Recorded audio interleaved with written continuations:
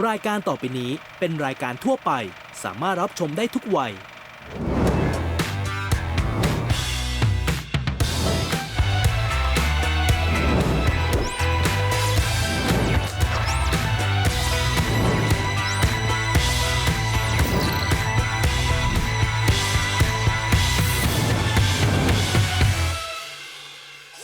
โออิชิไอซ์เลมอนทีแมตช์สนุกหลุดกรอบความสดชื่น สวัสดีครับกลับมาแล้วครับยินดีต้อนรับเข้าสู่รายการล้นฟีดครับอัปเดตฟีดกันหน่อยน้องมาร์ค ครับผมของผมนี่ตรงกับที่ครีเอทีฟหามาเลย สัตว์สายลับ โอ้โห แล้วพี่รู้ละ ทั้งวัน จนไปดูราคาต่อตัวที่เขาแบบผลิ เฮ้ย ตอะ เข้าไปนั่งศึกษาด้วยว่าราคา ใช่ ต่อตัวของสัตว์สายลับแต่ละตัวมันเท่าไหร่ เป็นล้าน จริงปะ เป็นล้าน ปลาตีนปะ ตัวนี้คือ อัน ตั นี้ วที่ตกผมเข้าไปในด้อมปลาตีนไปแข่งจีบกัน เพื่อหาพ่อพันธุ์ที่สุด โดนจีบด้วย แพ้ตั้งแต่ตอนกลางคีบเว้ยผมดู นี่ดูคีบนี่ ใช่ นี่ชอบอันนี้ ลิงสายลับ ลิงสายลับ ลิงสายลับ เก็บหอยสายลับได้โลมาสายลับ มี โอ้ อิน มี ทรี นก สายลับ อินทรีสายมีเยอะมาก เขาต้องให้เป็นสัตว์เพื่อเข้าไปเนียนกับสัตว์ที่สุด ถูกต้อง เป็นสายลับสัตว์ แต่ใครถ่ายสัตว์สายลับ ว่ะ มีพยูนสายลับ มีทุก ใช่ อย่างสายลับ ใครถ่ายสัตว์สายลับ เนี่ยใครถ่าย ใช่ ที่ลงไปนะใครถ่าย หรือไม่มี2ตัวจริงๆแล้วอะจริงๆมีหลากหลายมาก อีกหลายสัตว์อยากให้กลับมาทำ พูดถึงแขกรับเชิญของเราวันนี้ ครับ คือผมพูดในพาร์ทส่วนตัวผมก่อนนะ คือเขาเนี่ยอยู่ฟีดมานานมาก ทั้งในหนังสือโลกโซเชียลรวมไปถึงหน้าจอทีวีด้วย หลายๆคนเนี่ยรู้จักเขาในการแบบได้รับพลังใจจากเขา แล้วก็ได้รับพลังงาน พลังบ ดี วกเนอะ ๆจาก พลังบวก ผู้ชายคนนี้ ครับ ผมมันไม่เคยรู้ว่าเขาชื่ออะไรเป็นใคร แต่ผมรู้จักหนังสือเขา รู้จักหนังสือเขารู้จักนามปากกาน ามปากกา ของ ของเขาใช่ ขอเชิญต้อนรับพี่เอ๋นิ้วกลมครับ สวัสดีครับ สวัสดีครับ ครับผม เป็นเกียรติอย่างมาก ครับ ยินดีได้เจอวันนี้ ขอบคุณมากเลยครับ วันนี้เดี๋ยวก่อนที่จะเข้าไปพูดคุย ครับ แบบเรื่องราวต่างๆ ตามธรรมเนียมพี่เอ๋เรา ครั จะ บ ต้องเปิดฟีด ครับ เปิดฟีดมือถือ ดูแบบน่าสยดสยองมากเลยฮะ ถามอย่างเดียวไม่มีอะไร น่าจะเป็นรายการเดียวเลยในโลกป่ะฮะ ที่แบบขอดูโทรศัพท์มือถือแขกรับเชิญได้ด้วย ใช่ เราอยากรู้ไลฟ์สไตล์ของคนที่แบบอยู่ ครับ ในจุดที่ประสบความสำเร็จ คือถ้าบางคนเขาเปิดมากเขาจะขอดู DM เลย แล้วมีคนให้ดูด้วยพี่ จริงเหรอฮะ มี โอ้โห ที่ใช้บ่อยก็คือ Facebook ครับ Facebook แล้วก็ดูน่าจะปลอดภัยฮะ โอเคจริงๆ สนใจเรื่องอะไรหมายถึงว่า ตอนนี้เหรอครับ ฟีดที่ขึ้นมาบ่อยๆ จริงๆ คิดว่าที่ขึ้นบ่อยๆ น่าจะมีแบบสัก 2-3 อย่างตอนนี้นะฮะ เพราะพอดีว่าเพิ่งเริ่มกลับไปดูบอล ก็จะมีเรื่องของฟุตบอลอังกฤษอะไรเงี้ยนะครับ แล้วก็จะมีเรื่องหนังสือหนังสือนี่ก็คือเยอะสุดอะคิดว่า แล้วก็อาจจะมีข่าวสารเนี่ยแหละครับ ดูเนี่ยฮะก็ขึ้นมาก็ เฟซบุ๊กดูมันเป็นฟีดทั่วไปเนอะดูแบบไม่ได้มีอะไรนะ ใช่ครับ มี หนัง วิ่ง สือ มี ผมจะซื้อหนังสื บอลก็เย อ อะ มือสองเนี่ยฮะในกลุ่มหนังสือมือสองหรือว่าแบบ อ๋อ ติดตามเพจสำนักพิม บอลเยอะจริง พ์อะไรเงี้ยครับ มีแต่ฟุตบอลเลย นอกนั้นมันก็แบบเนี่ยเป็นหนังสืออะไรอย่างเงี้ยเนี่ยประมาณเนี้ยครับ คนหนังสือเยอะจริง เพราะว่าชอบกดซื้อชอบกดสั่งซื้อ ทีมนก็จะขึ้นเป็นอัลกอริทึม ใช่รอดไป หนังสือกับฟุตบอล เฟซบุ๊กก็ค่อนข้างปลอดภัยนิดนึงแล้วนอกจากฟุตบอลช่วงนี้ก็มีหนังสือมีอะไรก็จริงๆก็อ่านเรื่อยๆเยอะแยะมากมาย โอ้เป็นกิจกรรมหลักของชีวิตครับ ก็ชอบอ่านหนังสือ ก็เราเป็นนักเขียนแล้วก็ต้องอ่านบ้างหนึ่ง ก็ส่วนหนึ่งก็อาจจะใช่ครับ แต่ว่าอีกส่วนหนึ่งก็คือมันเป็นความเพลิดเพลินเงี้ยจริงๆอ่านแล้วรู้สึกว่าเหมือนกับเรากินข้าวกินขนมเนี่ยเลยฮะเพราะว่าวันไหนไม่ได้อ่านก็รู้สึกแบบหิวอยาก โอ้ยอย่างนั้นเลยเหรอ ใช่ โห อยากทำให้ได้บ้างวันที่ผมอ่านหนังสือผมว่าประสบปัญหาคืออ่านหนังสือแล้วมันจะง่วง จริงๆคิดว่าอย่างนี้ครับคือในโลกทุกวันนี้เนี่ยการอ่านหนังสือมันยิ่งมีผลกับเรามากขึ้นนะเพราะว่าเราใช้เวลากับหน้าจอเยอะใช่ไหมฮะเนี่ยก็มันก็ล้นฟีดแบบนี้แหละ แล้วมันก็แบบว่าโอ้โหเราก็สมาธิแตกซ่านอ่ะเพราะฉะนั้นเวลาที่เราเริ่มหยิบหนังสือขึ้นมาอ่าน มันจะนิ่งขึ้น มันจะนิ่งขึ้นมันจะช้าลง อืม อะไรอย่างเงี้ยครับก็เลยอาจจะนอกจากชอบเนื้อหาของหนังสืออาจจะชอบช่วงเวลาที่เราได้ใช้เวลากับมันด้วย เพราะเหมือนทุกวันนี้มันเร็วไปหมดนะบนมือถือ ใช่ ได้การได้ดึงตัวเองออกมาอ่านหน้า ใช่เลย หนังสือให้มัน ใช่เลย นิ่งๆก็อาจจะดีขึ้นเริ่มต้นเลยนามปากกาผมสงสัยมานานมากผมไม่เคยรู้ ครับ ผมเห็นนิ้วกลมมานานมาก พี่นิ้วกลมจริงไหมหรือจริงๆแล้วมัน มันไม่ได้มีอะไรลึกซึ้งนะครับจริง เนี่ย ๆมัน เขาดูนิ้ว มัน พี่ ต้อ หน่ ง อย เลือกระหว่างนิ้วกลมกับนิ้วดำอ่ะก็คิ เดี๋ยวนะนิ้วดำไม่ดี ดีแล้วนิ้วกลมดีแล้วอันนั้นจุดเริ่มต้นคือวันนั้นมันคือยังไงครับ ก็จริงๆมันเริ่มต้นจากแบบยุคสมัยที่เมืองไทยมันเพิ่งมีเว็บบอร์ด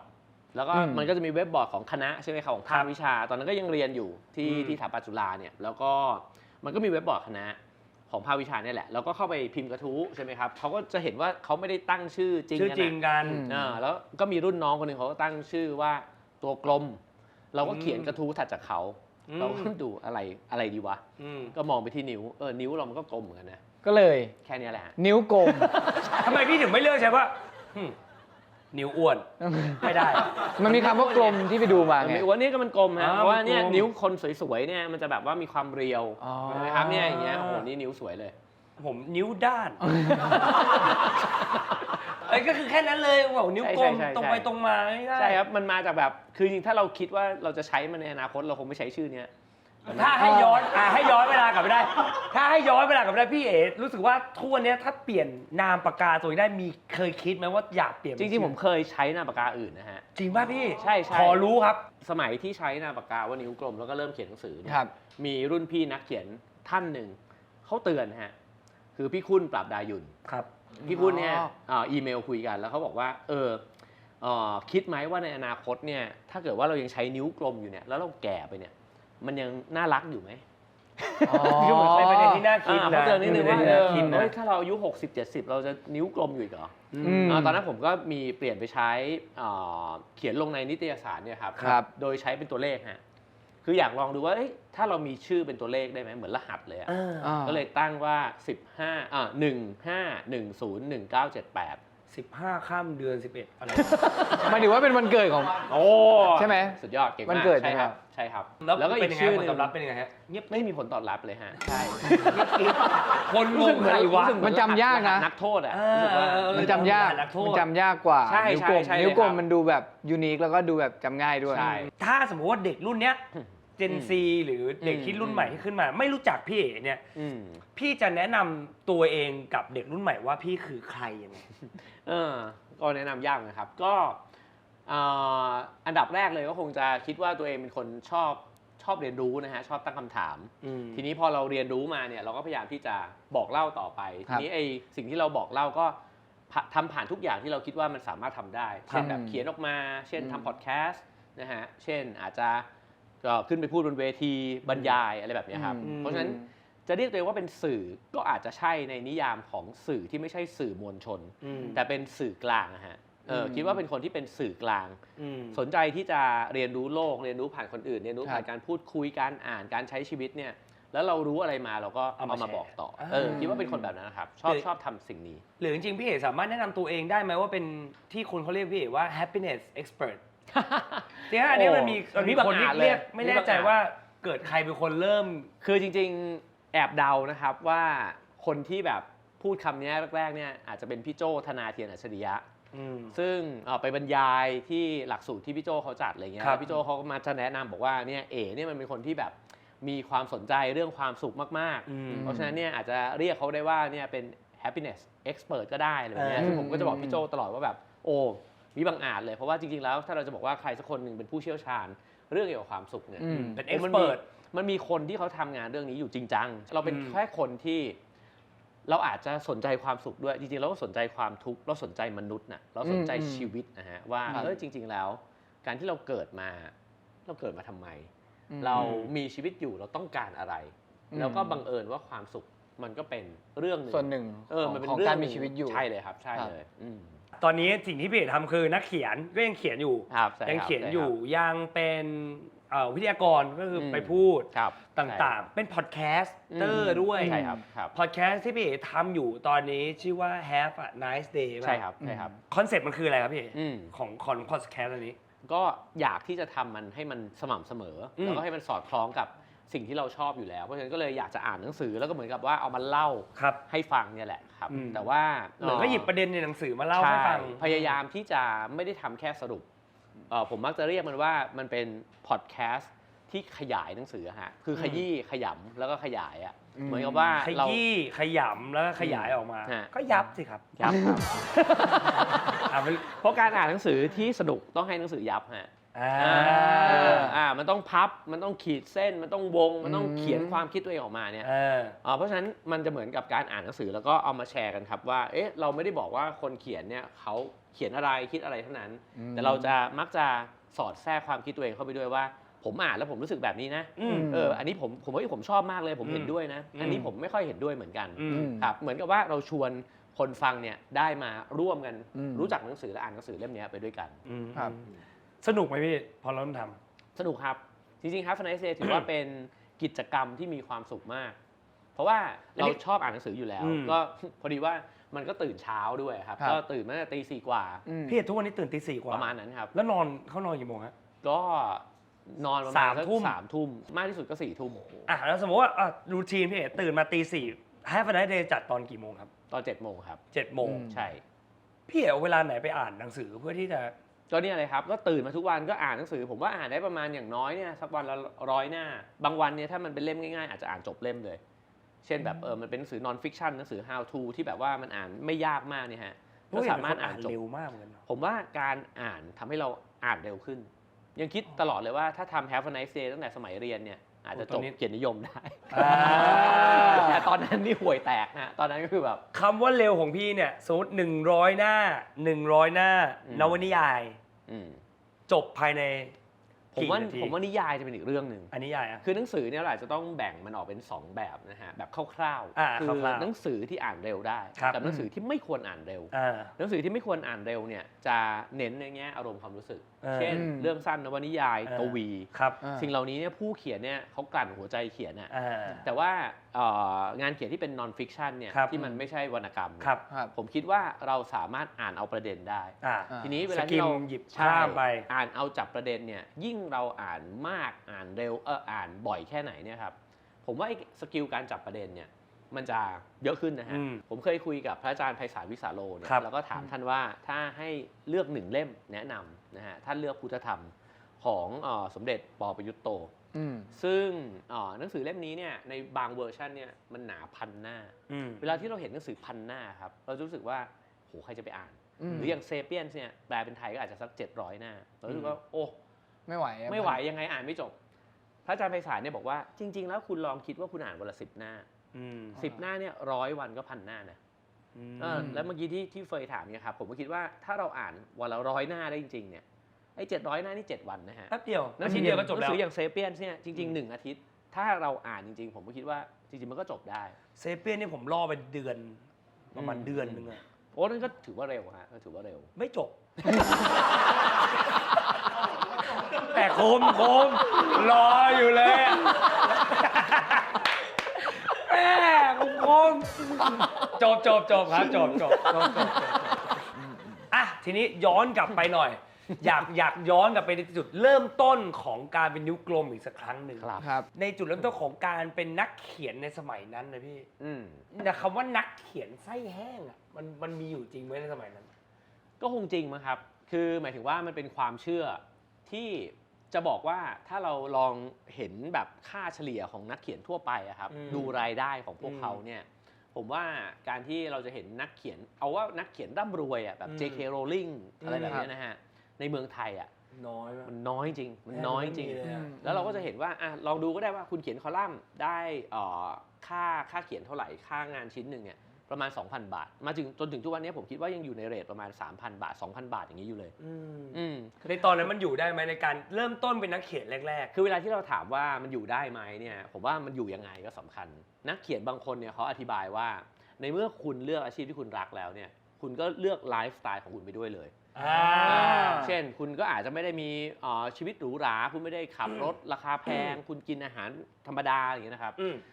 ผมว่าอันนี้มันเป็นการยอมรับที่แบบเราพอจะรู้กันน่ะในคนที่ทำอาชีพเขียนหนังสือนะครับถ้าเราลองไปดูว่าหนังสือที่เราเห็นกันอยู่เนี่ยครับเขาพิมพ์ออกมาเนี่ย1 ปกเนี่ยจำนวนสักกี่เล่มให้ถ่ายครับมาร์คกาเฟลองถ่าย 1 ปก 500อ่ะ ประมาณ300เนี่ยดูคำตอบดิแล้วมันจะไม่แห้งได้ไงอ่ะเรามีประชากร70 ล้านคนนะฮะว่ะแล้วคิดว่ามีคนอ่านหนังสือ300 คน500 คนเหรอ นี่คือโคตรเศร้าเลย นี่ในห้องนี้ก็จะ100แล้วฮะคือมันแปลว่า 70 ล้านคนมีคนอ่านหนังสือ300 คนนี่โหดมากนะฮะแล้วคำถามต่อไปคือแล้วบ้านเมืองที่คนอ่านหนังสือน้อยขนาดนี้เนี่ยสติปัญญาของสังคมมันจะไปยังไงต่อคำถามถัดไปคือแล้วคนที่ผลิตสติปัญญาครับเขาจะอยู่ยังไง ทำไมกูเจ็บวะ กูดูโง่ไปเลยกูคิดแค่นี้ ประเด็นที่บอกว่าเอ้ยงานเขียนเนี่ยมันต้องเป็นงานอดิเรกนี่ในตอนเริ่มต้นของการเป็นนักเขียนของพี่แปลว่าพี่ก็ใช้นักเขียนเป็นงานอดิเรกเหมือนกัน ใช่ เหมือนไม่ได้เป็นอาชีพหลักนี่อาชีพหลักของพี่ตอนเริ่มแรกมันคืออาชีพอะไรครับ คือเรียนจบมาเนี่ยก็เริ่มไปทำอาชีพครีเอทีฟโฆษณาครับ พี่ เป็น จบ copywriter ปัจจุฬา ใช่ จริงๆ จบถาปัตย์มาเนี่ยมันควรจะไปสมัครงานเป็นอาร์ตดีเรคเตอร์ซึ่งผมว่าไปสมัครงานเป็นอาร์ตดีเรคเตอร์ก็ไปยื่นพอร์ตกับเขาแล้วพี่ที่เป็นครีเอทีฟดีเรคเตอร์เขาก็เปิดพอร์ตไปเรื่อยๆเขาเปิดดูเสร็จเขาบอกผมว่าคุณสมัครผิดตำแหน่งนะ ทำไม ผมดูพอร์ตคุณแล้วคุณน่าจะสมัคร copywriter ซึ่งผมก็งงกันว่าเหรอทำไมเขาบอกว่าคุณไปดูดิแอดคุณเนี่ยที่ทำมาทั้งหมดมันเป็นแอดเฮดไลน์ทั้งนั้นเลยคือมันเป็นไอเดียมันไปอยู่ที่คำฮะไอเดียไม่อยู่ที่ภาพก็เลยคิดว่าบางครั้งเนี่ยไอจุดแข็งของเราหรือว่าไอสิ่งที่เราอาจจะถนัดเนี่ยเราอาจจะไม่รู้ก็ได้นะฮะอาจจะต้องให้คนอื่นเขามองแล้วเขาก็บอกเราแล้วเราฟังแล้วเราคล้อยตามหลังจากนั้นก็เลยไปทำอาชีพเนี่ยครับก็เป็น copywriter เป็น copywriter ใช่ ก็เห็นว่าอยู่บริษัทใหญ่บริษัทหนึ่ง ก็อยู่เรียวบันเน็ต แล้วก็ทีนี้ก็ทำควบคู่กับการเป็นนักเขียนมาตลอดคือพี่เอกบอกว่าทำคือเหยียบเรือสองแคมมาตลอด ใช่ในยุคสมัยของผมนะครับคือเพื่อนๆก็จะทำอาชีพเดียวผมเชื่อว่าเดี๋ยวนี้ทุกๆคนก็จะทำหลายอาชีพมากขึ้น โอ้ไม่ได้แล้วทุกวันนี้ไม่ ใช่ ใช่ ในตอนนั้นเนี่ยก็เลยแบ่งชีวิตเนี่ยออกเป็นกลางวันกับกลางคืนไอ้กลางวันเนี่ยเราก็อยู่เอเจนซี่ใช่ไหมครับ ครับ แต่ทีนี้ไอ้กลางคืนเนี่ยมันเหมือนแบบมันก็มีเสียงหัวใจเรียกร้องว่าแบบเฮ้ยอยากเขียนหนังสืออ่ะซึ่งจริงๆมันก็มีโอกาสหนึ่งที่หยิบยื่นเข้ามา ตอนนั้นเนี่ยก็ไปคุยกับพี่โหน่งวงธนงที่อเดแล้วก็พี่ปิงปองนิติพัฒน์สุขสวยเนี่ยพี่ๆเนี่ยเขาก็ทำอเดอยู่แบบโอ้โหสนุกสนานมากอะ ยุคนั้นเนอะ ใช่ สุดยอด ใช่ เลย ใช่แล้วผมก็แบบเป็นแฟนอเดอะไรเงี้ยเขาบอกเฮ้ยเอ๋อยากมาทำไหมเขาก็ชวนไปทำบอกว่าเฮ้ยถ้าแบบทำกันไปเรื่อยๆแล้วแบบเกิดเวิร์กเนี่ยอีกหน่อยให้เป็นบกเลยตอนนั้นบกอเดคือโคตรเท่เลย เท่ดิพี่เอาเป็นนักเขียนอเดก็เท่แล้ว ใช่ก็เลยไปบอกพ่อแม่เลยครับบอกว่าจะออกจากเอ็นซี่แล้วนะ นี่ แม่บอกมึงคิดอะไรของมึงวะ คือทั้งแม่ทั้งพ่อไม่เห็นด้วยครับไม่เห็นด้วย เพราะเขาก็เปรียบเทียบแหละเขาบอกว่าคิดว่าไปเนี่ยหนึ่งเลยคือเงินเดือนมันน่าจะต้องน้อยลงสองก็คือเขาบอกว่าเฮ้ยนิตยสารจะอยู่ได้นานหรือเปล่าเราก็เริ่มแบบตัดสินใจมันไปคิดออกเนี่ยตอนที่ไปคุยกับพี่คนหนึ่งที่เป็นครีเอทีฟเป็น copywriter เหมือนกันครับไปบอกเขาบอกว่าพี่ผมอยากลาออกว่ะอยากจะไปทำแมกกาซีนเขาก็เลยโยนคำถามมาคำถามหนึ่งซึ่งคิดว่าเป็นคำถามเปลี่ยนชีวิตเลยนะฮะคือเขาถามบอกว่าเฮ้ยตกลงมึงอยากเขียนหนังสือหรือว่าอยากทำหนังสือซึ่งไม่เคยเห็นเส้นแบ่งตรงนี้ครับมันหมายความว่าถ้าเราไปทำมาเดย์เราอยากจะทำแมกกาซีนฮะนั่นคือเราอยากจะคิดแมกกาซีนเนี้ยทั้งเล่มหรือจริงๆแล้วเราอยากแค่นั่งลงแล้วก็เขียนหนังสือของเรามันต่างกันเนอะแมกกาซีนหนึ่งแมกกาซีนที่มีหลายคอลัมน์กับหนังสือของเราจริงๆหนึ่งเรื่องที่มันเป็นเรื่องเดียวใช่ครับเราก็เลยมานั่งทบทวนกับตัวเองแล้วเราก็ได้คำตอบว่าว่ะจริงกูอยากเขียนหนังสือว่ะหลังจากนั้นก็เลยพบทางออกครับว่าโอเคก็ทำตามที่ป๊ากับแม่เขาแฮปปี้ก็อยู่ในเอ็นซี่ต่อไปแต่ว่าตัดขาดจากความบันเทิงช่วงกลางคืนเลยก็คือว่ายกทีวีตอนนั้นยังมีทีวีอยู่ยกทีวีออกจากห้องแล้วก็ใช้เวลากับการเขียนหนังสือตอนกลางคืนทุกวันจนกระทั่งสุดท้ายก็เริ่มจากเขียนคอลัมน์แล้วก็เขียนหนังสือเล่มแรกออกมาเป็นโตเกียวไม่มีขาซึ่งโตเกียวไม่มีขาตอนนี้พิมพ์มา20ก็อาจจะประมาณนั้นครับไม่แน่ใจ20 ครั้งได้แล้วไหมพี่อาจจะประมาณก็ยังขายอยู่เรื่อยๆก็กำลังคิดว่าเนี่ยฮะเดี๋ยวก็คิดว่ากำลังอยากจะพิมพ์อีกรอบนึงจัดรูปเล่มใหม่แล้วพิมพ์ออกมาอีกทีจริงๆเป็นหนังสือที่ผมชอบครับเพราะมันเป็นประสบการณ์ที่ผมว่ามันก็มีความดิบในวัยหนุ่มอยู่เยอะเหมือนกันเพราะว่ามันคือการที่แบบเราไปเที่ยวครั้งแรกแบ็คแพคไปแล้วก็เราไปนอนข้างถนนที่โตเกียวอะไรเงี้ยพี่ไปนอนข้างถนนเพื่อทำไมครับเพราะว่าด้วยงบประมาณไหมใช่คือตอนนั้นเนี่ยโจทย์ญี่ปุ่นมันไม่ใช่ประเทศที่แบบเราไปกันแบบโหกระหน่ำกันขนาดนี้ฮะญี่ปุ่นมันเป็นประเทศที่แพงนะครับตอนนั้นเนี่ยย้อนกลับไปโหโตเกียวไม่มีขาพิมพ์ในปี 2547 ปกติเขาก็ใช้งบประมาณกันประมาณ 50,000-60,000 นะในยุคนู้นนะแล้วก็ถามเพื่อนว่าเนี่ยตอนเนี้ยเฉือนเงินออกมาจากบัญชีได้ตอนนั้นทำงานไปประมาณสักปีหนึ่งครับได้มาสัก 30,000 น่ะ ไปได้ไหมเพื่อนมันเคยไปดูงานที่ญี่ปุ่นมาบอกไปได้เฮ้ยโตเกียวมันสะอาดมากนะเว้ยก็เลยบอกทำไมแล้วมันเกี่ยวไงบอกก็มันสะอาดระดับที่มึงนอนที่พื้นถนนได้ฟุตบาทเนี่ยมึงนอนได้เลยเลือกเลยมึงอยากนอนตรงไหนไอเราไม่เคยไปแล้วคิดว่าญี่ปุ่นในความทรงจำเราก็มันน่าจะสะอาดก็เลยเชื่อมันสิ่งที่ซื้อก็คือแค่ถุงนอนแล้วก็ซื้อตั๋วเครื่องบินไป17,000ก็จะเหลือประมาณสัก13,000ก็ลองไปดูเช็คโรงแรมครับโรงแรมเนี่ยเอาถูกสุดเลยแบบโฮสเทลเนี่ยตอนนั้น 2,900เราก็คิดละเราเหลืออีก10,000 กว่าบาทก็นอนได้ประมาณ3 คืนที่เหลือก็เอาเนี่ยมาม่าขนมปังปลากระป๋องคือเหมือนไปออกค่ายครับแต่เป็นออกค่ายที่โตเกียวแล้วก็ไปนอนจริงๆนอนที่ข้างถนนคือมันไม่ใช่คำถามว่าพี่นอนทำไมตรงนั้นมันคือคำถามพี่เริ่มทำไมมันไม่จำเป็นต้องขนาดนั้นแต่ว่าก็ได้ประสบการณ์ใหม่ๆผมว่าอันนี้แหละมันคือความเรียกว่าอะไรความซ่าของวัยรุ่นวัยรุ่นน่ะดีใจนะดีใจที่ได้ทำแม้มันจะดูแบบเนี่ยนำมาซึ่งหน้าตาแบบเมื่อกี้แล้วความยากของการนักเขียนทุกวันนี้พี่ตอนนี้ของพี่คืออะไรโอ้โหคำถามดีครับ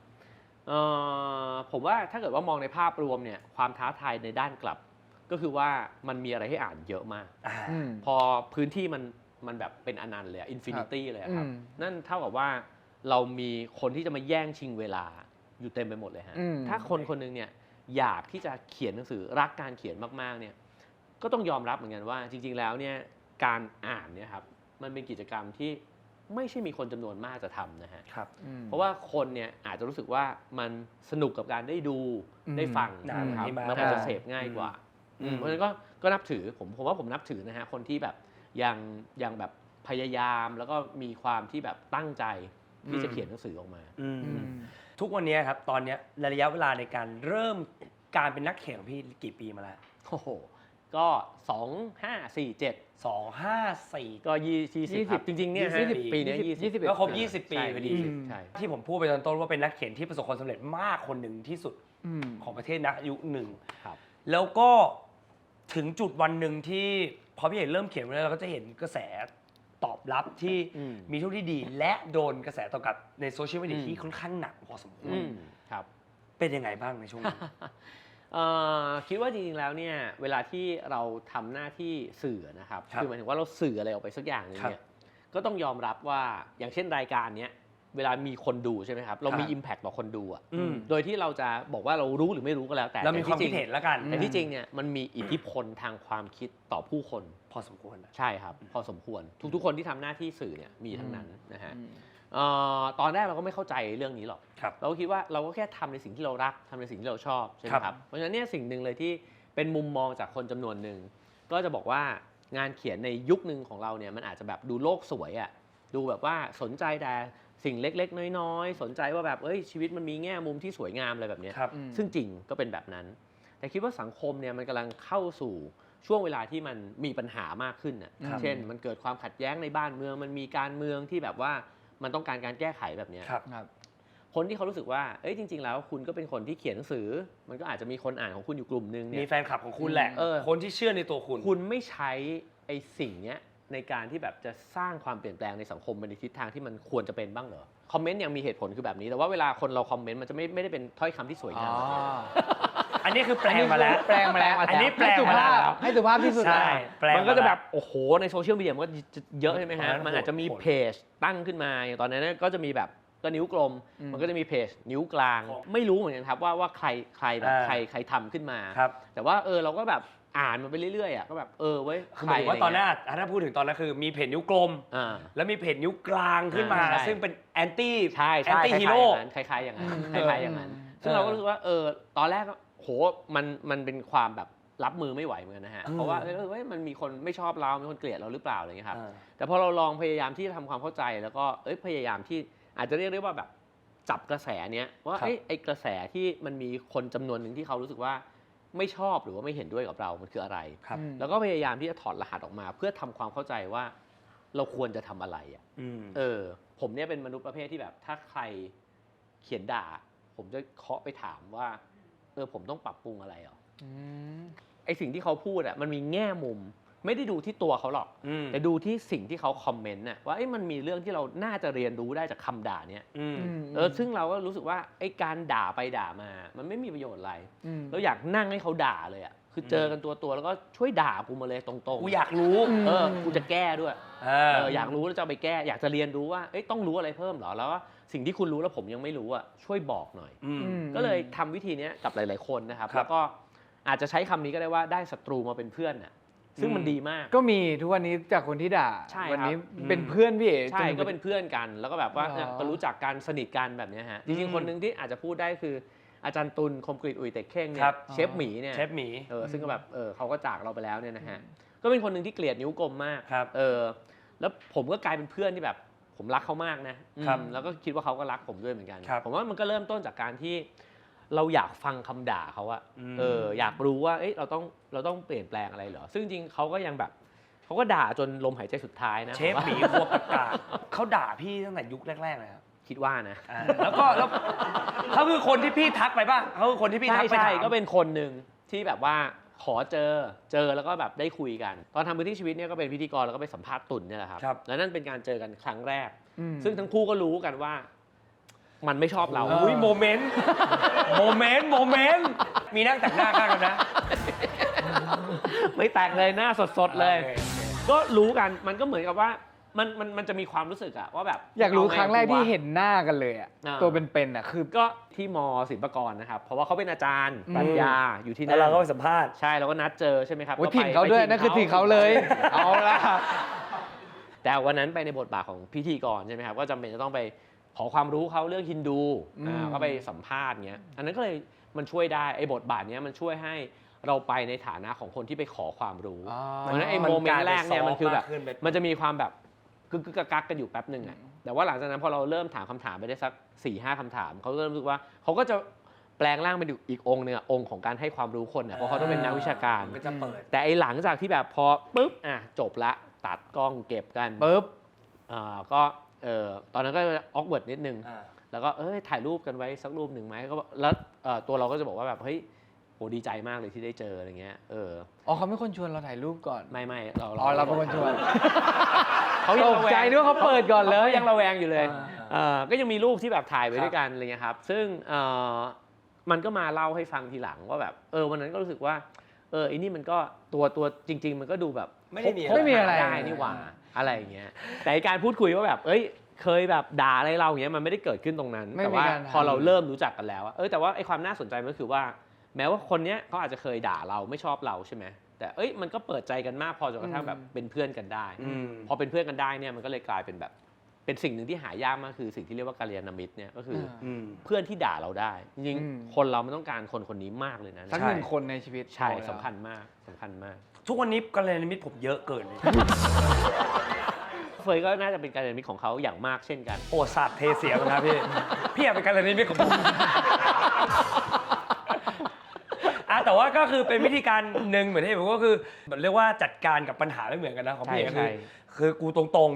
ๆ มันจะมีการด่าที่มีคุณภาพฮะ ครับ อันนี้มันเป็นเรื่องที่ดีของโซเชียลมีเดีย ครับ ซึ่งเราก็กลั่นกรองได้มันมีการด่าแบบบอกเหตุผลบอกข้อมูลอะไรเงี้ยคนแบบนี้น่าคุยด้วย จริงต้องเลือกอ่ะเมื่อกี้อยากรู้เรื่องนี้ด้วย จากหนังสือที่ทำมาเนี่ยแล้วอยู่วันหนึ่งก็มาทำเพจ ใช่ ซึ่งทำมากี่เป็น10 ปีแล้ว 10 กว่าปี 10 กว่าปี ใช่ แล้ววันหนึ่งนี่โดนแฮ็ก ใช่ครับ ใครแฮ็กครับ เพจเนี่ยมันเป็นพื้นที่หนึ่งของงานเขียนเนาะ ครับ แล้วก็เราก็เป็นทั้งแบบเขียนจริงจังเขียนเล่นเขียนทดอะไรเงี้ยใช้มันเป็นพื้นที่ในการเก็บงานเลย เพราะว่าไม่ได้ดูดมันเนี่ยลงแบบ Microsoft Word อะไรแบบเนี้ยไม่ได้ทำแบบนั้นก็แปะไว้แต่ก็จะมีบ้างบางช่วงที่แบบเลือกอันที่เราชอบแล้วก็มารวมเล่มบ้างใช่ไหมครับแต่ว่าในเพจมันมีเยอะมากเพราะฉะนั้นเนี่ยพอทำมา10 กว่าปีในเพจ Raw Finger เนี่ยแล้วอยู่มาวันนึงมันโดนแฮ็กก็พยายามที่จะสอบถามไปทาง Facebook อะไรแบบเนี้ยแล้วก็ไม่ทันครับสุดท้ายแล้วเนี่ยมันก็ลบเนื้อหาเนี่ยจนเกลี้ยงไปหมดเลย คุณมาร์คช่วยไม่ได้ ขยันว่ะ ใช่ มาร์คช่วยไม่ได้ ใช่ ก็พอมันเกลี้ยงไปหมดแบบนั้นก็มันก็ ความรู้สึกตอนนั้น ก็ใจหายเหมือนกันนะครับคือมันมี2สเต็ปผมคิดว่าอันดับแรกเนี่ยก็คิดว่าพูดกับแฟนตลอดว่าจริงๆทุกวันนี้เพจเนี่ย มันไม่ต่างอะไรกับเราสร้างร้านหนึ่งขึ้นมาเลยนะสมมติเราเป็นร้านอาหารร้านขายเสื้อผ้าอะไรอย่างเงี้ยครับแล้วการที่เพจหายไปอ่ะมันเหมือนร้านไฟไหม้อ่ะไม่ต่างอะไรกับแบบนั้นเลยนะฮะเพราะว่าเราจะทำมาหากินยังไงต่อไปเราแบบมันอาจเพจก็อาจจะมีแอดมาลงมีสปอนเซอร์ใช่ไหมครับหรือว่า ชื่อก็ยังมี ขายหนังสือก็ขายผ่านเพจซึ่งเราทำมาจนกระทั่งมี follower ล้านคนอย่างเงี้ยการที่แล้วเชื่อว่าทำใหม่ไม่มีทางถึง ไม่มีทาง เพราะฉะนั้นไอสเต็ปแรกเลยคือถ้ามันหายไปเลยเป็นไงวะสุดท้ายสิ่งที่เจอเนี่ยมันก็ยังแย่น้อยกว่าที่คิดไว้ ก็คือตัวเพจยังอยู่ follower ยังอยู่ใช่ไหมครับแต่ว่า คอนเทนต์ มันเกลี้ยงเลยเกลี้ยงเลยเพราะฉะนั้นความรู้สึกก็คือว่าอาจจะรู้สึกว่าก็ยังดีกว่ามันหายไปทั้งเพจนะ ไม่ได้ไฟไหม้แต่โดนขโมยของ ใช่ เหลือแค่โดนขโมยของ เหลือ ไม่ แค่ ถึงไฟ ตัว ไหม้ อาคารเลย อืม ก็ต้องใส่ของลงไปใหม่เราคิดว่าเฮ้ยไม่เป็นไรเราก็ยังมีสมองเราก็แบบว่ามีอะไรเราก็ยังเขียนเพิ่ม ที่พี่เอกพูดก็คือ ได้ ก็เพจไปแต่กูเนี่ยคนคิดเนี่ย ยังไม่ ทุกอย่างมันจะอยู่ในนี้ ก็กูยังไม่ไปนี่ ครับ สุดท้ายแล้วความคิดกูก็ยังอยู่ในนี้ ใช่ อืม ทุกวันนี้เพจก็ยังรันต่อไป ใช่ครับ ปกติ ใช่ ผมอยากถามเรื่องนึงจากการแบบ อืม เป็นนักเขียนหนังสือทำไมถึงมาทำทอล์กโชว์แบบนี้ ก็อาจจะประกบ 2 คำตอบที่เราคุยกันไปแล้วนะครับ อันที่ 1 ก็คือว่าพยายามที่จะหาวิธีในการสื่อสาร แล้วก็เล่นกับแพลตฟอร์มใหม่ๆ โลกมันเปลี่ยน ใช่ ลองดู ครับ ลองดู เราเป็นคนชอบทดลองอ่ะทดลองในสิ่งที่คิดว่าตัวเองทำได้ไม่ดีด้วยนะคือไม่ได้คิดว่าจะต้องทำในสิ่งที่ตัวเองทำได้ดีเท่านั้น เพราะฉะนั้นเวลาที่เรากระโดดลงไปเป็นเด็กอนุบาลอีกครั้งเนี่ยสมองมันจะทำงานหนักอ่ะมันจะเหมือนกับว่าเรากำลังเรียนรู้สิ่งใหม่ทอล์กโชว์เนี่ยเป็นสิ่งที่ตรงกันข้ามกับตัวตนเลย เพราะการที่เราเลือกอาชีพครีเอทีฟอาชีพเขียนหนังสือเนี่ยเราต้องการทำในพื้นที่ที่ไม่มีใครมองเห็น เพราะว่าไม่ชอบอยู่ข้างหน้าเราไม่ชอบ ไม่ชอบเป็นเป้าสายตาไม่ชอบเป็นคนมาจับจ้อง ใช่ เนี่ย ไอการที่ยิ่งไม่ชอบเท่าไหร่ ยิ่งน่าจะลองพาตัวเองไปอยู่ในพื้นที่ที่เรารู้สึกว่ามันไม่ค่อยปลอดภัยนี่แหละ เพราะเวลาที่เราอยู่ในพื้นที่ที่มันไม่ปลอดภัย เราถึงจะโตขึ้นเพราะฉะนั้นก็เลยคิดว่าทอล์กโชว์เป็นอันหนึ่งพอเราได้มีโอกาสไปบรรยายตามบริษัทมากขึ้นใช่ไหมครับรู้สึกว่าเฮ้ยมันสนุกดีเหมือนกัน กับการที่เราเขียนหนังสือเราไม่เห็นรีแอคของคนอื่นเลยไม่รู้ว่าเขาตอบสนองยังไงใช่ไหมฮะ ครับ แต่เวลาที่เราอยู่ด้วยกันแบบนี้มันเฮ้ยเรารู้ว่าพูดนี้เขาเริ่มเบื่อแล้วว่ะพอเราเปลี่ยนเฮ้ยหยอดมุกไปนิดนึงเฮ้ยเขาโอเคอะไรเงี้ยก็เอ้ยมันท้าทายมากขึ้นถ้าเราจะไปพูดในโรงละครที่มีคนเป็นพันอย่างเงี้ยมันจะเป็นยังไง อ่ะทอล์กโชว์ของพี่เอกครับ มีทั้งหมดผ่านมากี่ครั้งฮะ3 โอ้จริงมันอาจจะ4 ครั้งอะไรเงี้ยนะครับ 4 ครั้ คิ ง ดว่าฮะแต่ว่ามันก็หายไปแล้วก็เพิ่งมาทำต่อเนื่องกันเนี่ย2 ครั้งใน 2 ปีที่ ซึ่งใน ผ่านมา แต่ละทอล์กโชว์ก็มีหัวข้อที่ ใช่ แตกต่างกันไป ใช่ครับ หลักๆคือจะพูดเรื่องอะไรครับ วิธีคิดเนี่ยคือคิดเหมือนหนังสือเลยครับ ครับ อเราคิดว่าหนังสือมันมีธีมใช่ไหมครับ ครับ เราหนังสือแต่ละเล่มเนี่ยมันมีแก่นของมันว่าเราอยาก ครับ จะพูดอะไร2 อันที่เพิ่งทำผ่านไปอันแรกชื่อดอกไม้ในพายุหมุน ครับ มันพูดถึงคุณค่าของผู้คนเนี่ยที่อยู่ท่ามกลางโลกที่มันแบบหมุนเร็วมากอ่ะ ในแต่ละอันก็จะมี ใช่ ธีม ครับ มี ก็จะ ท็ มี อปิก ธีม แตกต่างกันไป ใช่ เห็นมีบอกว่าพี่โน้ตมาดูด้วย ใช่ครับพี่โน้ต แต้พ มาดู ณิชย์ ตอนดอกไม้ในพายุหมุนเนี่ยครับ อ่า ใช่ กดดันไหมพี่เป็นพี่โน้ตมาดูอ่ะ ถ้าพี่โน้ตนั่งอยู่แบบเห็นหน้าเลยอ่ะก็คงพูดไม่ออก แต่ว่าเราต้องทำเป็นไม่รู้ว่าแกมาดู ก็ปล่อยทิ้ง แต่ เพราะ ใน ว่า ใจคือเรารู้ว่าแกมาดู ก็รู้แต่ไม่รู้ว่ารอบไหนอย่างเงี้ยนะครับ อ่า สิ่งที่มันดีมากก็คือคุยทั้งก่อนขึ้นไป แล้วก็คุยทั้งตอนลงมาแล้ว ครับ เพราะว่าวันที่มันจะขึ้นไปอ่ะมันมีความกดดันมาก เครียด คือก็เลยแชทไปคุยกับเฮียเขา ครับ ซึ่งโหคำสอนของเฮียนี่มันดีมากมีหลาย ๆ อย่างมากเลยครับก็คือ เขาบอกว่า เช่นเรื่องหนึ่งที่จำได้เลยเขาบอกว่าวันที่เราขึ้นไปทอล์กเนี่ย ครับ เราต้องคิดว่าเราต้องแปลงร่างไปเป็นมิสเตอร์โอเคคือไม่ว่าฝนจะตกแดดจะออกไม่ว่าจะมีม็อบล้อมหน้าโรงละคร ไม่ว่าจะมีเหตุการณ์อะไรก็แล้ว แต่คนหลับไปครึ่งฮอลคนเดินออกคนลุกไปเข้าห้องน้ำอะไรเงี้ยโอเคหมด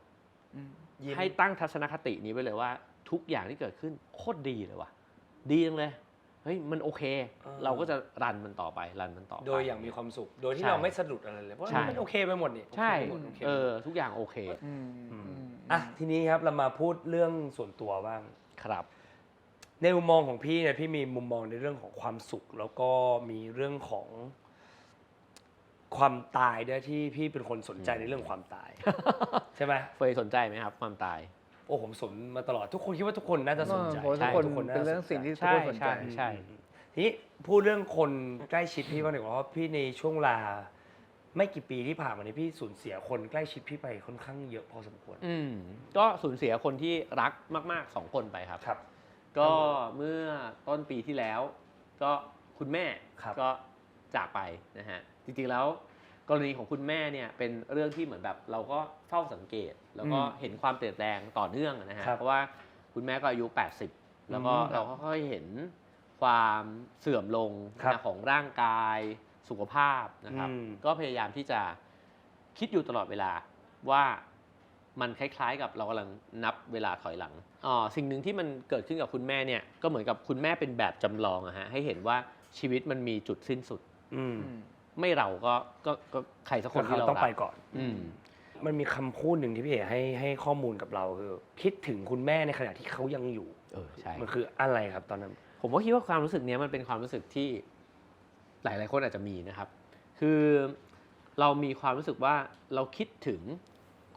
คนเนี้ยในอีกเวอร์ชันหนึ่งอะอย่างแม่ผมเนี่ยก็เขาเป็นโรคเกี่ยวกับสมองใช่ไหม ครั ฮะ บ เพราะฉะนั้นเนี่ยเขาก็ไม่สามารถตอบสนองได้เหมือนเดิมละคือเขาก็ยังอยู่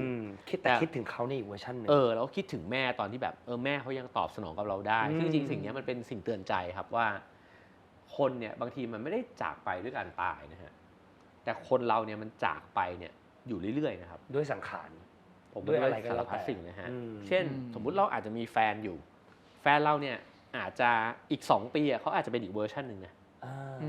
ไอ้แฟนเราคนเนี้ยมันก็จากเราไปละหรือว่าเรามีลูกนะฮะสมมติว่ามีลูกมีหลานเงี้ยไอ้ลูกตอนอายุ7 ขวบกับลูกตอนอายุ14มันคนละคนนะ ใช่ เราแล้ววันหนึ่งเราจะคิดถึงเขาในวันเนี้ยเพราะฉะนั้นเนี่ยในช่วงเวลาที่เรายังได้ใช้เวลากับคนเนี้ยในเวอร์ชันเนี้ยเฮ้ยมันสำคัญนะเพราะว่าคนเนี้ยต่อให้เขายังอยู่ชื่อเขายังอยู่ร่างกายเขายังอยู่ แต่เขาไม่ใช่คนเนี้ยแล้วอะซึ่งมันก็อาจจะดีไปอีกเวอร์ชันหนึ่งนะแต่อีกเวอร์ชันเนี้ยมันก็สำคัญเหมือนกัน ไม่ใช่เวอร์ชั่นต่อไปมันจะไม่ดีนะ ใช่ มันคิดถึงจังเลย ใช่แต่มันคิดถึงอ่ะมันคิดถึงไอ้คนนี้เนาะไอ้วันเหล่านั้นเงี้ย ดีมาก ยังอยู่ ยังอยู่แกอีกคนนึงครับเมื่อกี้คุณแม่แล้วก็อีกคนนึงก็คืออาจารย์ตุล ใช่ตุนนี้ก็เพิ่งสูญเสียไปนะครับในช่วงต้นปีที่ผ่านมา ครับ อันนี้เป็น ครับ อีกกรณีนึงเลยครับ เพราะว่าแม่เนี่ยเป็นคนที่แบบเราเตรียมใจอะ มี เต ระ รี ยะ ย เว ม ลา ใจและเตรียมทุกอย่างเลยครับ อ่า พอเขาจากไปแล้วรู้สึกว่าโอเคมันมาถึงละ แต่ตุนนี่มันเป็นอีกกรณีเลยคือแบบ เราไม่เคยคิดครับว่าเพื่อนในวัยเดียวกันกับเรา แล้วก็ยังเล่นด้วยกันอยู่ยังแบบ ยัง ด่า คุย อยู่เล กันยังอะไร ผมเพิ่งแบบไปทักมันใน Facebook แล้วมันก็มากดว้าวผมเนี่ยในเช้าวันนั้นเลยอะแล้วคืนวันนั้นผมก็ได้ข่าวว่าเขาไม่อยู่แล้วอะอันนี้มันช็อกมากโอ้มันเขย่าเราแรงมากครับเหตุการณ์นี้มันเขย่าเราแรงมาก ทั้งต่อตัวเองทั้งต่อผู้คนทุกคนเลยในชีวิตว่า มันวันใดวันหนึ่งเท่านั้นเองนะอยู่มาวันหนึ่งคนคนนั้นก็ปุ๊บแบบปุ๊บ แล้วหายไปเลย แล้วเราก็ไม่มีโอกาสที่แบบจะอะไรกับเขาอีกเลยอะผมว่านี้มันก็สั่นสะเทือนครับสั่นสะเทือน ซึ่งมันเป็นการจากอะไรอย่างนี้มันทำให้เราได้มานั่งสนใจกับเรื่องการสูญเสียมากขึ้น ใช่พอเราเริ่มตระหนักถึงความตายอะครับผมรู้สึกว่ามุมมองที่มีต่อชีวิตมันกลับด้านเลยมันจะเปลี่ยนไปตอนที่เรานึกถึงว่าเราจะมีชีวิตอยู่อะเราจะคิดว่าเราจะมีอะไรเพิ่มขึ้นได้อีกแต่เวลาที่เราคิดถึงความตายอะเราจะเริ่มรู้สึกว่าสิ่งต่างๆมันมีค่าจริงเหรอวะแล้วสิ่งที่มันมีค่าจริงๆมันคืออะไรเพราะว่า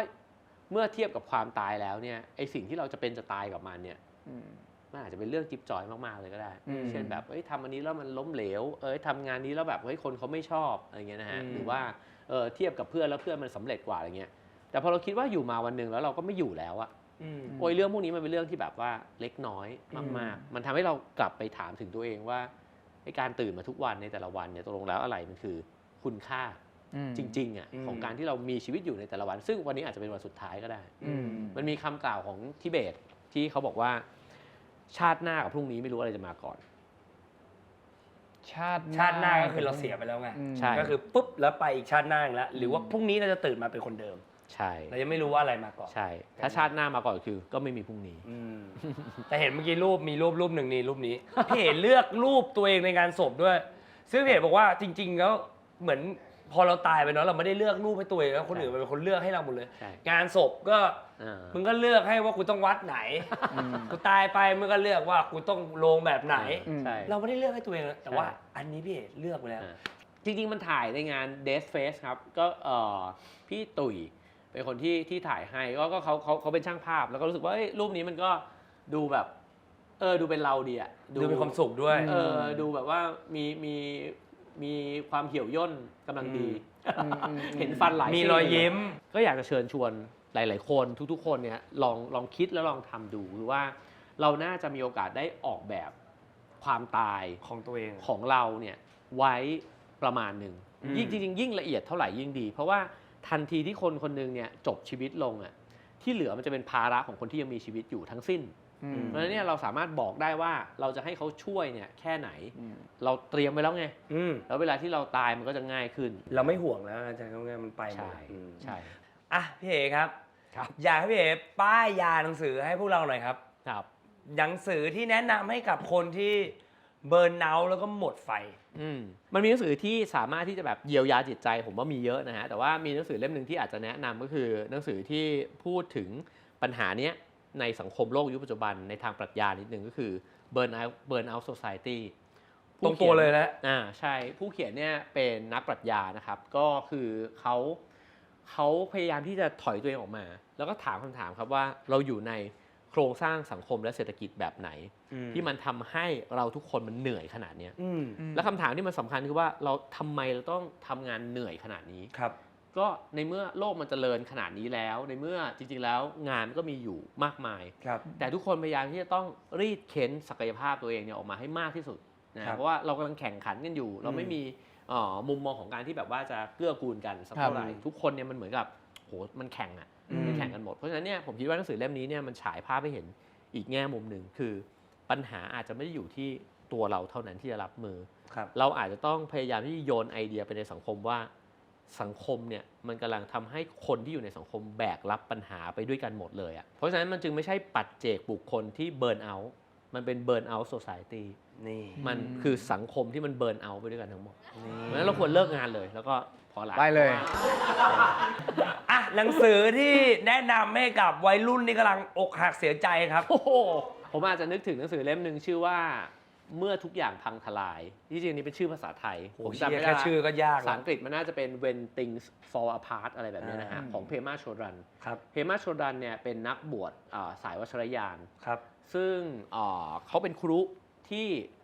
หนังสือเล่มนี้เนี่ยเขาเปิดเผยตัวเองแบบอย่างมากเลยเพราะเขาก็เปิดเผยว่าวันหนึ่งชีวิตเขาเนี่ยที่เคยคิดว่ามันมั่นคงมันสวยงามเนี่ยมันพังทลายลง เพราะว่าเขาก็ไปรู้ว่าสามีเขาก็มีผู้หญิงอีกคนนึงอะไรแบบนี้นะฮะแต่หนังสือเล่มนี้เนี่ยมันไม่ได้พยายามจะปลอบประโลมเรา มันพยายามจะพูดถึงสิ่งที่มันลึกมากเลยอยู่ในตัวมนุษย์เนี่ยว่าจิตวิญญาณมนุษย์เนี่ยมันงดงามอะเวลาที่มันพังทลายลง ถ้าเธอพังทลายฉันก็พังทลายอยู่ด้วยเหมือนกัน แต่ว่าเราทุกคนอยู่บนโลกใบนี้กับความจริงชุดนี้เหมือนกันแหละ หนังสือที่อ่านแล้วหัวเราะครับ ใครหัวเราะ โอ้อันนี้แนะ ใครหัวเราะเลย แนะนำผู้เขียนในดวงใจคนหนึ่งของผมเลย ครับ คือคุณฮิวเมอริส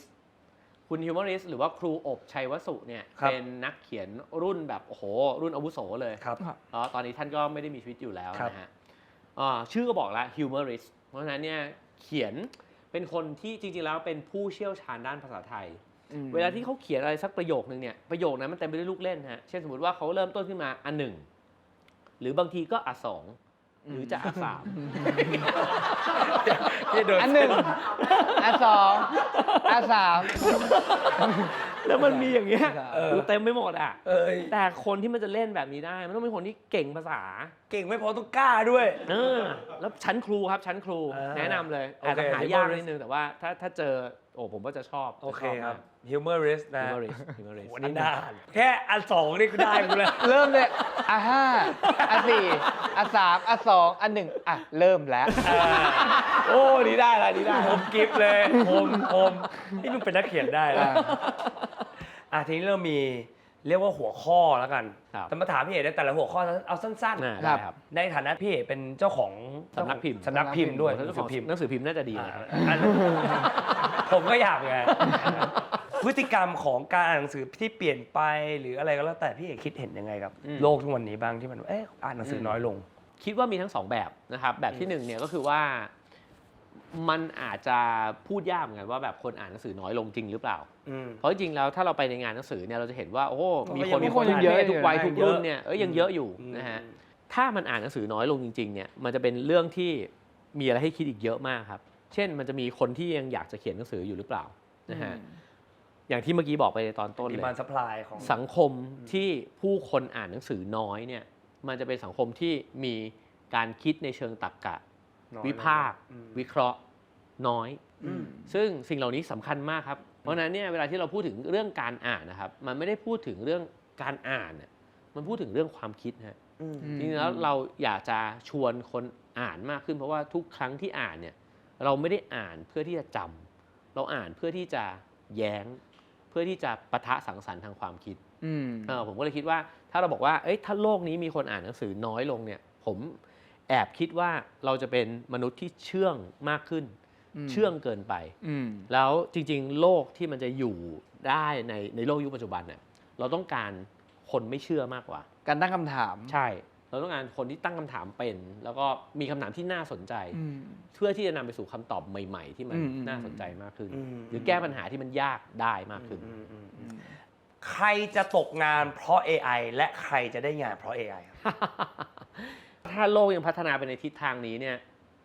อีกหน่อยเนี่ยทุกคนมีโอกาสตกงานเพราะ AI ฮะมันพัฒนาไปสู่จุดที่มันจะมีมนุษย์ที่รอดน้อยแล้วก็มีมนุษย์ที่ไร้ความหมายมากขึ้นถ้าทิศทางยังเป็นแบบนี้นะฮะเทรนด์ในการที่มันพัฒนาไปในทิศทางที่มันคิดถึงความเป็นอยู่ของผู้คนและสังคมน้อยเกินไปเนี่ยเสี่ยง อันตราย เสี่ยงต่อการที่มันจะเกิดเป็นปัญหาสังคมในกรณีที่ว่าผู้คนจะรู้สึกว่าตัวเองไม่มีคุณค่าแล้วก็ไม่มีงานเนี่ยมากขึ้น ในยุคนี้เขาบอกว่ามีวิจัยว่าคนมีความสุขน้อยลงพี่เอ๋ว่ามันเกิดจากอะไรครับ ผมคิดว่าคนไม่เชื่อมโยงกับตัวเองฮะสิ่งที่มันสำคัญมากเลยกับสุขทุกข์ของผู้คนเนี่ยคือความเข้าใจตัวเองเราเนี่ยยังไม่รู้ตัวเลยว่าแบบเรามีความรู้สึกยังไงในแต่ละวันเนี่ยเราใช้ชีวิตไปโดยที่เราไม่ได้มีโอกาสที่แบบตกผลึกเลยว่าวันนี้ฉันรู้สึกมึนฉันรู้สึกสับสนฉันรู้สึกแฮปปี้จังเราสัมผัสสิ่งเหล่านั้นเนี่ยน้อยลงมากเพราะว่าเราอยู่กับโลกที่เราโปรเจกต์ออกไปข้างนอกตลอดเวลาเราไม่ได้กลับมาอยู่ข้างในครับไม่ได้คุยกับตัวเองใช่เพราะฉะนั้นในโลกที่มันเป็นสิ่งแวดล้อมแบบนี้เนี่ยอันนี้เป็นปัจจัยหนึ่งที่อาจจะทำให้เราไม่แม้กระทั่งจะสัมผัสได้ถึงความสุขของตัวเราเองเพราะจริงความสุขมันเกิดขึ้นอยู่เรื่อยๆแต่พอเราไม่ได้สัมผัสเราจะรู้สึกว่าเฮ้ยเราขาดแล้วเราก็มีความทุกข์ในแบบที่เราก็ไม่รับรู้ด้วยว่าเราทุกข์งั้นเราต้องทำยังไงต้องมีสติฮะต้องมีสติ ผมว่าอยู่ปัจจุบันใช่จริงๆแล้วสิ่งมีชีวิตเนี่ยมันวิวัฒนาการมาเพื่อจัดการตัวมันเองอยู่แล้วเครียดเกินไปก็ผ่อนอะไรเงี้ยแต่พอมันไม่รู้ตัวเครียดยังไม่รู้ตัวเลยมันก็จะแบบเพราะฉะนั้นหมั่นสำรวจตัวเองอันนี้คือสิ่งที่พี่เอกบอกมีวิธีรับมือกับเรื่องที่ไม่คาดฝันยังไงแล้วว่าและเมื่อเกิดขึ้นมันต้องทำยังไงครับผมว่าทำตัวให้เคยชินกับสิ่งที่ไม่คาดฝันน่ะก็คือว่าเวลาที่ถ้าเราอันดับแรกก็คือพื้นฐานความคิดถ้าเราไม่ได้ใช้ชีวิตอยู่ด้วยความคิดว่าทุกสิ่งทุกอย่างในชีวิต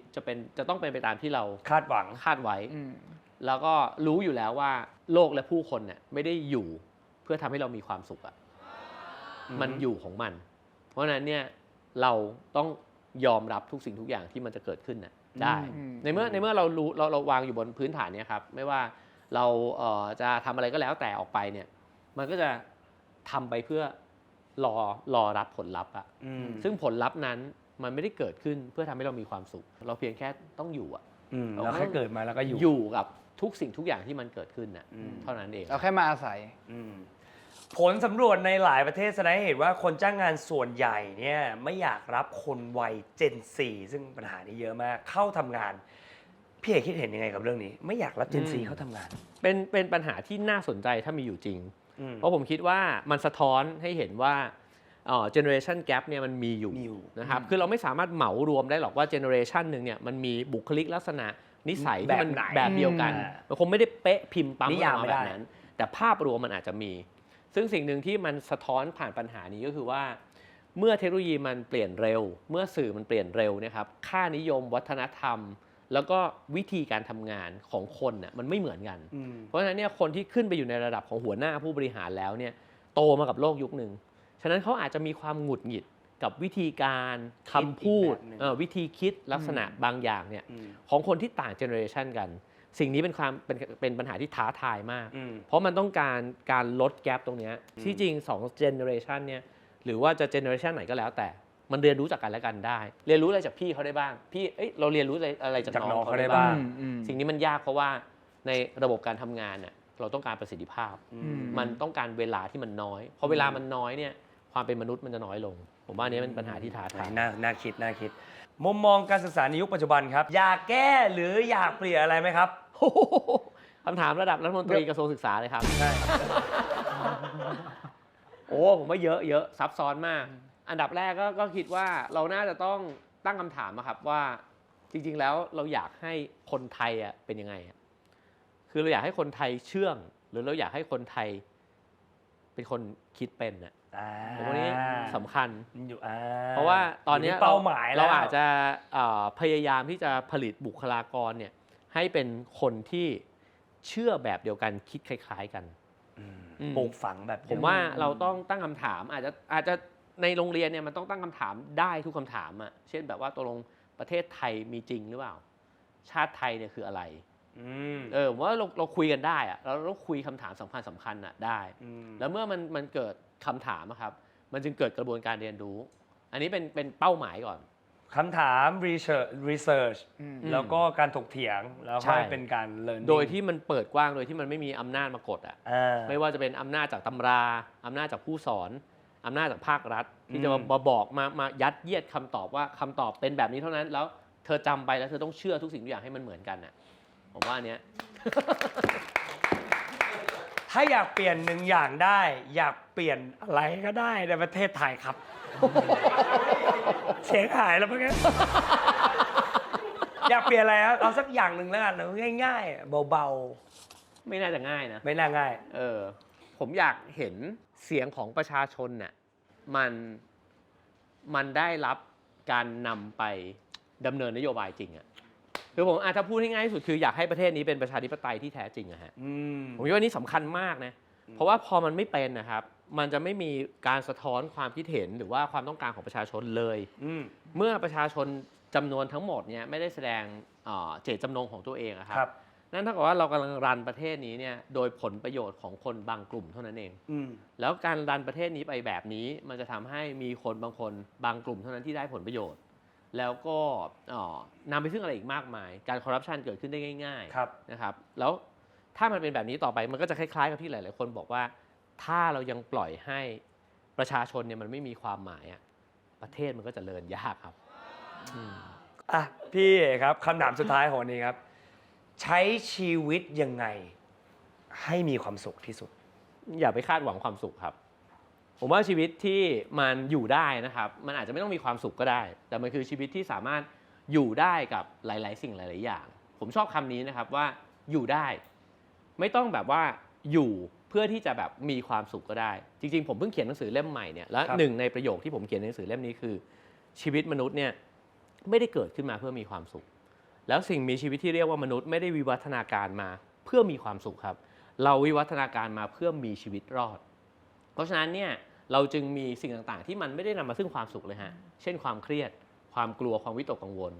สิ่งเหล่านี้เป็นธรรมชาติของมนุษย์เราจำเป็นจะต้องยอมรับธรรมชาติชุดนี้เพราะถ้าเราไม่มีความกลัวความวิตกกังวลเนี่ยหรือความเครียดเนี่ยเรามีชีวิตไม่ได้ครับเราอาจจะตายไปแล้วเพราะว่าเสือมาก็ไม่กลัวมันเอามาเลยเอากินเลยอย่างเงี้ยไม่ได้เพราะฉะนั้นผมคิดว่าเมื่อเราเข้าใจธรรมชาติของตัวเองว่าเราไม่ได้เกิดมาเพื่อมีความสุขเราเกิดมาเพื่อมีชีวิตอยู่ฉะนั้นระหว่างที่เรามีชีวิตอยู่มันจะเต็มไปด้วยรสชาติสีสันของชีวิตครับทุกสิ่งทุกอย่างก็คือการใช้ชีวิตผมคิดว่าบางวันมันก็อาจจะไม่มีความสุขบ้างมีปัญหาบ้างมีผู้คนจากไปมีเรื่องผิดหวังทั้งหมดนี้เกิดขึ้นกับทุกคนในโลกใบนี้แล้วผมคิดว่าเราไม่จำเป็นจะต้องมีชีวิตอยู่โดยคาดหวังความสุขแต่ว่าเรามีชีวิตอยู่โดยยอมรับทุกสิ่งทุกอย่างที่มันจะเกิดขึ้นผมว่าสิ่งหนึ่งที่มันจะเกิดขึ้นกับชีวิตเราอาจจะไม่ใช่ความสุขแต่มันจะไม่ใช่ความทุกข์ทุกคนครับและนี่คือพี่เอ๋นิ้วกลมครับสุดยอดนี่วันนี้มีความสุขมากอิ่มเอมมากเลยอิ่มเอมมากรู้สึกว่าเป็นการได้พลังบวกจากพี่เอ๋แฮปมากๆ Happiness Expert ก็ยังให้เพราะว่ารู้สึกว่าวันนี้ได้มานั่งฟังรู้สึกอิ่มเอมมากแล้วก็จะไปหยิบหนังสือแล้วก็เอาคำเรียกว่าคำพูดพี่ไปปรับใช้แล้วก็เชื่อว่าหลายคนที่ดูอยู่น่าจะได้ปรับใช้ครับพี่เอกครับ มีอะไรจะฝากหนังสือเล่มใหม่หรือพอดแคสต์ตัวเองไหมฮะหรือว่าอะไรก็แล้วแต่ที่ทำทุกวันนี้ก็สามารถติดตามได้ครับถ้าใครตื่นเช้าก็กดเข้าไปใน YouTube นะครับเซิร์ชคำว่า Have a nice day นิ้วกลมก็ได้นะครับ ครับ ก็ไปดูกันเยอะๆครับช่วยเพิ่มยอดวิวนะฮะ ได้ครับ แล้วก็หนังสือเล่มใหม่น่าจะออกในช่วงกรกฎาคมประมาณนั้นนะฮะก็ฝากไปติดตามเพจ Round Finger ครับก็ ครับ จะบอกข่าวสารทางนั้นครับผม ครับ ขอบคุณมากเลยครับ โอเคครับ วันนี้ขอบคุณพี่เอ๋มากครับ ขอบคุณมากครับ ขอบคุณมากพี่ ขอบคุณมากครับ ข ข อ อ บบ คุ คุณ ณ มาม าก ก ค ค รั รับ บสนุกมากครับ เอาละครับ วันนี้มีความสุขอิ่มเอมครับ แต่ว่าเวลาของเราหมดลงแล้วนะครับ เจอกับล้นฟีดได้ครับ ทุกวันอาทิตย์ 11:45 ทางช่องวัน 31 ครับ วันนี้เฟิร์นกับมาร์คไปแล้วครับ เจอกันครับ สวัสดีครับ ครับผม เรียกเข้ามาเลยดีกว่าอ่ะสกายไลน์นี้ครับ สวัสดีครับนะครับ สวัสดีครับ สวัสดีครับ นิยามว่าโบรแมนก่อนว่าโบรแมนคืออะไร มีใครเขาให้หวยรางวัลที่ 1 บ้างดีกว่า เนี่ยไอหลังจากที่เกิดขึ้นเนี่ยไอเลขใหม่อ่ะโหวันนั้นดูไปเลยซื้อเลยเป็นไงไม่ถูกซื้อด้วยเหรอ ไม่บอกเลย